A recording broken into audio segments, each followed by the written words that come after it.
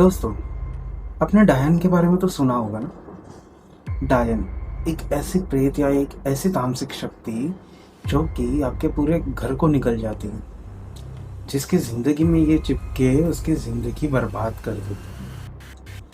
पर क्या आपने कभी सुना है कि एक डायन दूसरे पिशाचनी से लड़ती है, या फिर एक पिशाचनी उस डायन से लड़के वो फैमिली को बचा ले? भाई, आज की कहानी में ऐसी होने वाला है। कर्ण पिशाचिनी नामक एक तामसिक शक्ति जो कि बचाने वाली है हमारी अश्विन, जो कि हमारे इस कहानी के किरदार है, उनकी फैमिली की। और कैसे हर तामसिक शक्ति बुरी भी नहीं होती, इसका प्रमाण आपको इस कहानी में मिल जाएगा भाई। तो चलिए शुरू करते हैं हमारी आज की कहानी। नमस्कार दोस्तों, स्वागत है आपका मेरे चैनल डेली हॉरर टेल्स में। और मैं आशा करता हूँ कि आज की कहानी आपको अच्छी लगेगी। अगर कहानी आपको अच्छी लगे तो हमारे चैनल को लाइक शेयर और सब्सक्राइब जरूर कीजिए। और बढ़ते हैं आज की कहानी की तरफ। अश्विन, जो कि 21 साल का लड़का था, वो नॉर्मल कॉर्पोरेट जॉब करता था। उसकी ग्रेजुएशन कंप्लीट हो चुकी थी। उसने बीकॉम की डिग्री परस्यू की थी। और भाई, उसके जो पापा थे वो एक नॉर्मल रिक्शा ड्राइवर थे। उसकी मम्मी जो थी वो एक हाउसवाइफ थी। तो उसकी बहन अभी भी 12th कर रही थी। अब भाई, जो अश्विन था ना, वो रोज बस से ट्रैवल करता था एंड कभी कभार ट्रेन भी ले लेता था। अश्विन का एक दोस्त था, मनोज। मनोज जो था भाई, वो एक किसान का बेटा था। उसकी मम्मी नहीं थी, ना ही उसका कोई भाई है। मनोज के पापा जो थे वो किसान थे। अब क्या होता है ना भाई, अश्विन और मनोज रोज ऑफिस साथ में आते जाते थे। बट क्या हुआ था ना, जो अश्विन की सैलरी थी उससे भी मनोज की सैलरी 5-6 हजार रुपया कम थी। पर अश्विन देखता है कि धीरे धीरे मनोज की लाइफ में बहुत पैसा आने लगा है। मनोज जो नॉर्मल उसके अंडर काम करता था अश्विन की, वो कभी कभी गोल्ड चेन पहन के आता था, कभी गोल्ड रिंग्स पहन के आ रहा है। और भाई, वो ऐसे ऑर्नामेंट्स पहन के आ रहा है जो कि गोल्ड के होते रहे। कभी कभी तो सिल्वर का कड़ा पहन के आता था और रोज नए ऑर्नामेंट्स पहन के आ रहा था। ये सब देख के अश्विन को थोड़ा सा शक होता है मनोज पे। वो मनोज को पूछता है कि भाई, तू ये क्या कर रहा है? तो रोज मेरे अंडर ही काम करता है, मुझसे कम सैलरी लेता है, फिर भी तेरी लाइफ इतनी लग्जरियस कैसे होती जा रही है? मनोज जो होता है वो कहता है कि भाई, मैंने ना कुछ दिन पहले 1 लाख रुपए इन्वेस्ट किए थे बिजनेस में, और उस बिजनेस से अब मुझे फायदा हो रहा है। मैं धीरे धीरे शायद ये कंपनी भी छोड़ दूं और अपना ही बिजनेस वापस कंटिन्यू करूं। अश्विन कहता है, चलो भाई ठीक है। मेरे अंडर रह के इसने इतना अच्छा आइडिया लगा दिया, बिजनेस करने लग गया। फिर भाई, उसे नहीं पता था कि मनोज तो कुछ और ही राह पे चल चुका है। मनोज ने वहां से जॉब छोड़ दिया था। अश्विन की भी अब धीरे धीरे सैलरी बढ़ी। उसकी सैलरी 30,000 से 35,000 तक की हो गई। अब भाई क्या होता है ना, एक दिन जो अश्विन की फैमिली है वो तय करती है कि अश्विन की शादी करा के जाएगी। 1 महीना बीता, 2 महीना बीता, और जब अश्विन 22 साल का हुआ तो भाई उसकी फैमिली ने उसकी शादी करवा दी। उसकी शादी चांदनी नाम की एक लड़की से हो चुकी थी। चांदनी दिखने में पतली सी लड़की थी, बहुत ज्यादा खूबसूरत भी नहीं थी, बट एक गुड लुकिंग लड़की थी। और अश्विन को लड़की काफी पसंद भी आई थी। दोनों की शादी हो जाती है। शादी की पहली रात होती है। अब भाई, शादी की पहली रात को ना, इनकी जैसे कि अरेंज मैरिज थी, तो दोनों एक दूसरे से बातें करते हैं। और अश्विन काफी सवाल पूछता है चांदनी से, उसकी फैमिली के बारे में, उसके एजुकेशन के बारे में, और एक्सेट्रा एक्सेट्रा। अब क्या होता है ना भाई, अश्विन और चांदनी उस दिन सो जाते हैं।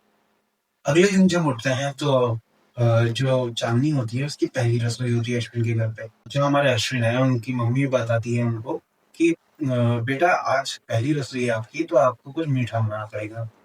तो जो हमारी चांदनी होती है वो अश्विन की मम्मी को बाहर भेज देती है और कहती है कि मम्मी जी, आज का खाना मैं ही बना दूंगी, मुझे सब आता है, मैंने अपने मायके से सब सीख के आया।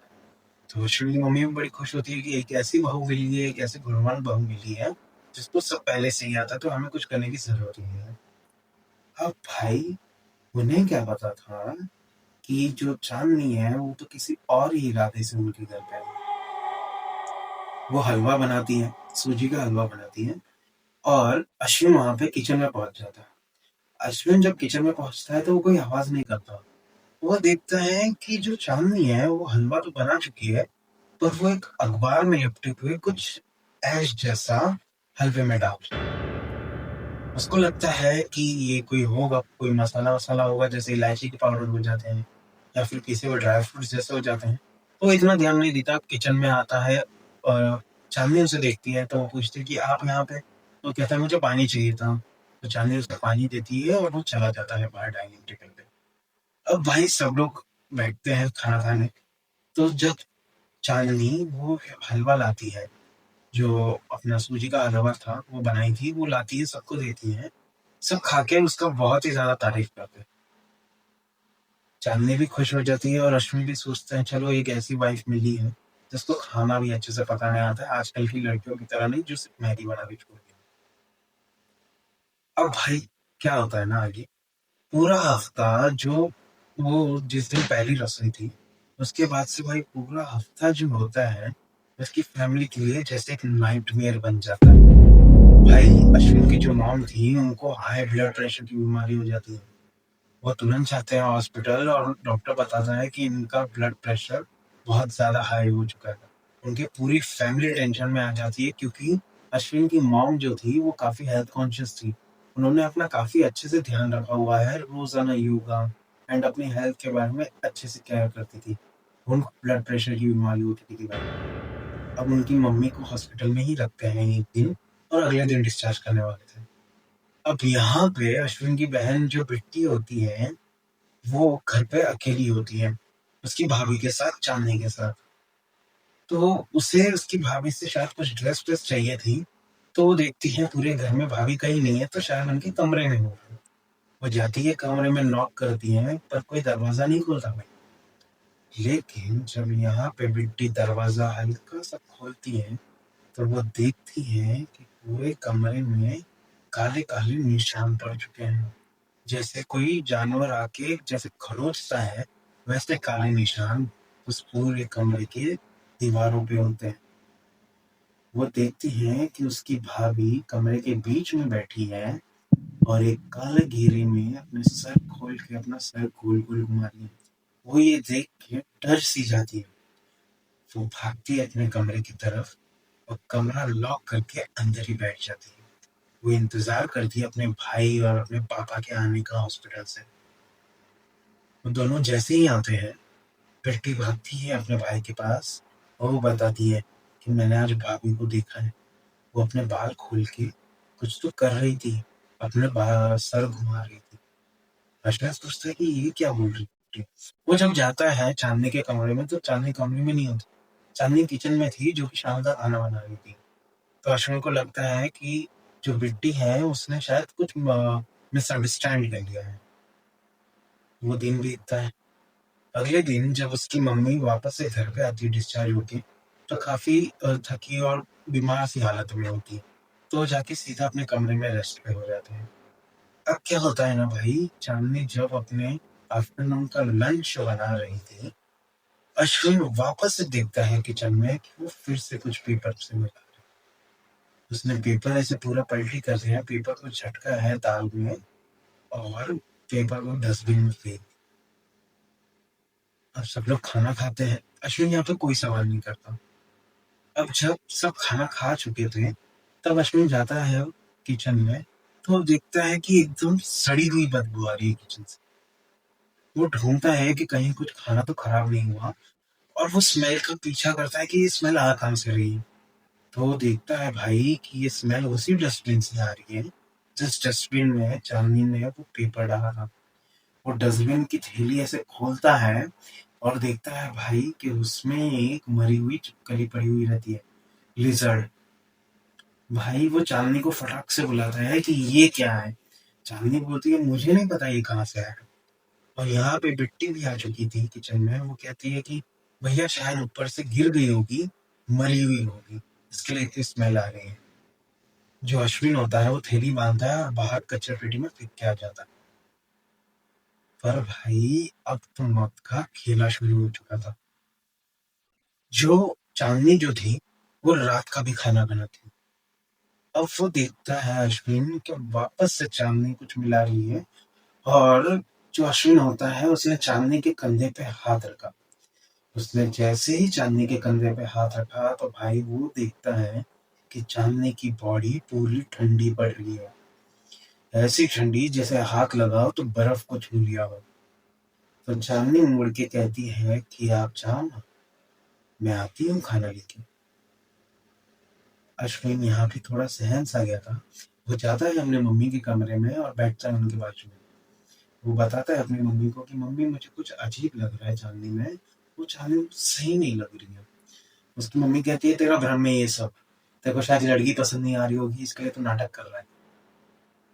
अब भाई अश्विन यहाँ पे फंस चुका था।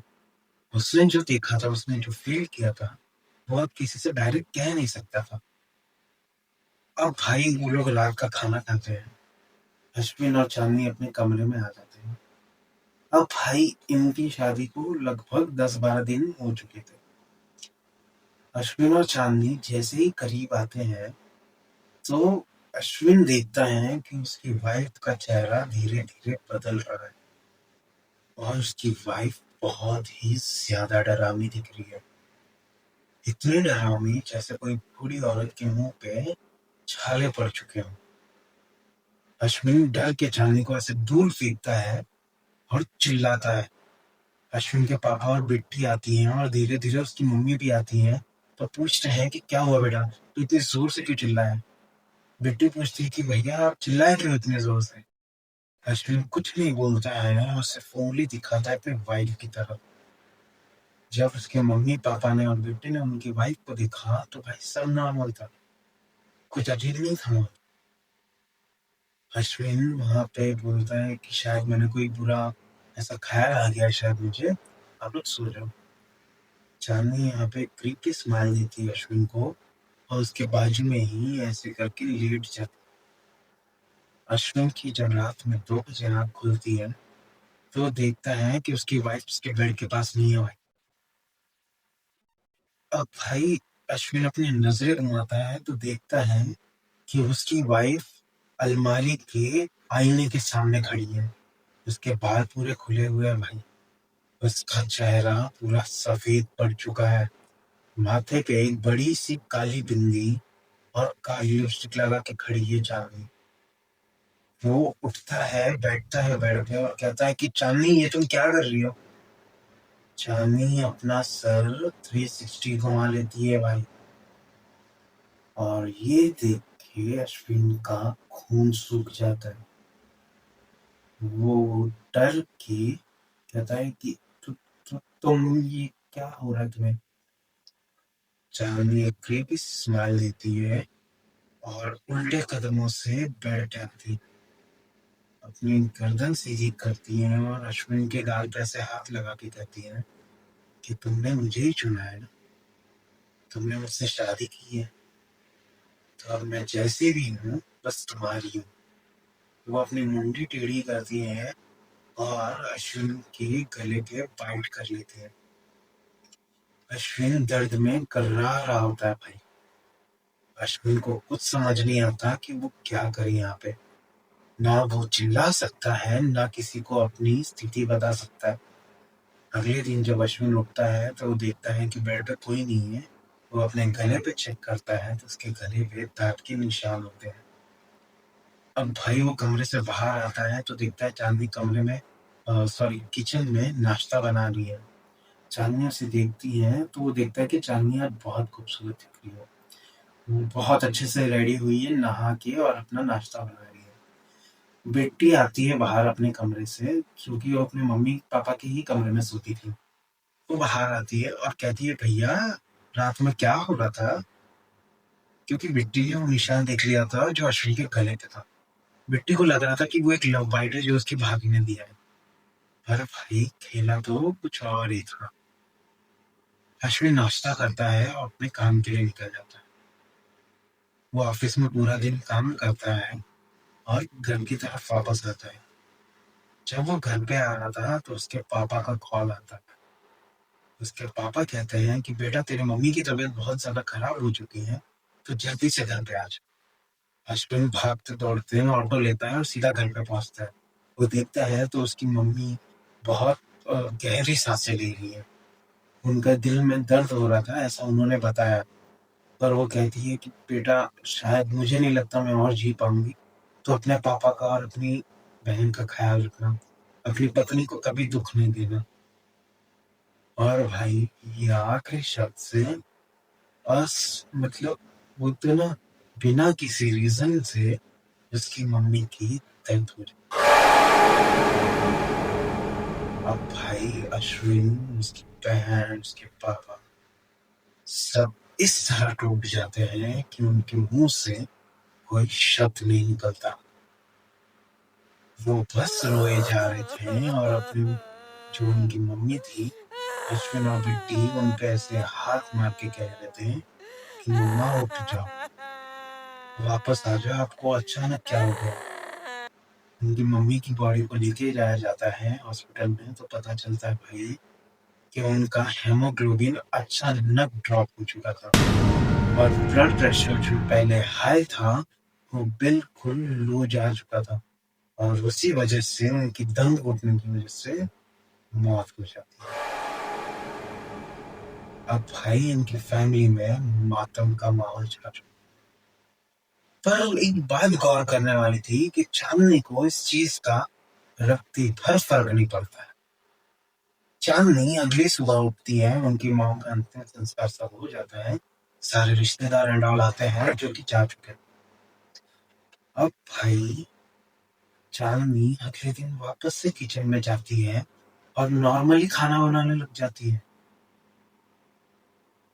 अश्विन को अब चांदनी पे बहुत बुरी तरह से शक होता है। वो कहता है, चांदनी का ऐसे हाथ पकड़ के खाना छुड़वाता है, कहता है कि कौन हो तुम, क्यों आई हो मेरे घर पे, और मम्मी को तुमने ही मारा है ना। चांदनी यहाँ पे अपनी शक्ल बहुत डरावनी बना लेती है, उसके गले में अपने पंजे गाड़ के कहती है कि मैं ही कर रही हूँ सब कुछ, तेरा पूरा परिवार मैं खत्म कर दूंगी और तू देखता रह जाएगा। ये चीज जो थी वो बिट्टी ने और उसके पापा ने लकीली देख ली थी। वो लोग जाते हैं, उसके पापा और बिट्टी को देख लेते हैं ये सब। तो उसके पापा और बिट्टी जाते हैं पंडित के पास भाग के। वो कहते हैं कि हम दोनों कुछ काम से जाके आ रहे हैं, बिट्टी के कॉलेज का कुछ काम आया है। वो जाते हैं पंडित के पास, तो पंडित बताता है उन्हें कि आपके घर पे दुल्हन नहीं, एक डायन आई है। और वो डायन कुछ नॉर्मल डायन नहीं है, वो एक ऐसी पिशाचनी है जो आपके पूरे घर को मार डालेगी। अब भाई ये सुन के उसके पापा का दिमाग घूम जाता है। वो इतने गुस्से में आते हैं कि जब वो घर पे लौटते, और हाँ, यहाँ पे पंडित ने एक और बात बताई थी कि जो उनकी वाइफ की डेथ हुई है, जो अश्विन की मम्मी की डेथ हुई है, उसका रीजन भी चांदनी ही थी। अब भाई वो जैसे ही घर पे आते हैं, वो चांदनी को एक लाफा मारते हैं और देखते हैं कि चांदनी की शक्ल वापस से भूरी हो चुकी। वो कहते हैं कि तूने मेरी बीवी को खा गई, अब देख मैं तेरा क्या हासिल करता हूँ। अश्विन और जो उनके पापा थे वो चांदनी को पूरी तरह से पीटते हैं।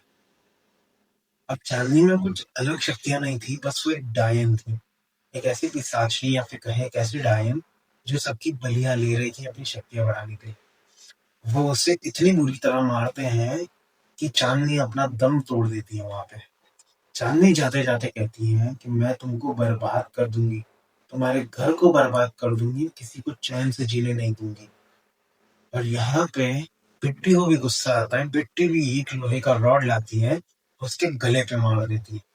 चांदनी अब यहाँ पे पूरी तरह से अपना दम तोड़ चुकी थी भाई। अब क्या होता है ना, ये लोग देखते हैं कि चांदनी की बॉडी जो है वो धीरे धीरे गल रही थी, सड़े हुए मांस की तरह बदबू आ रही थी। वो क्या करते हैं, अपने घर के बीच में हॉल में गड्ढा खोदते हैं, और ये ही जिंदगी की सबसे बड़ी गलती अश्विन कर बैठता है। वो लोग गड्ढा खोदते हैं और जो चांदनी होती है उसकी बॉडी को वहीं दफना देते हैं।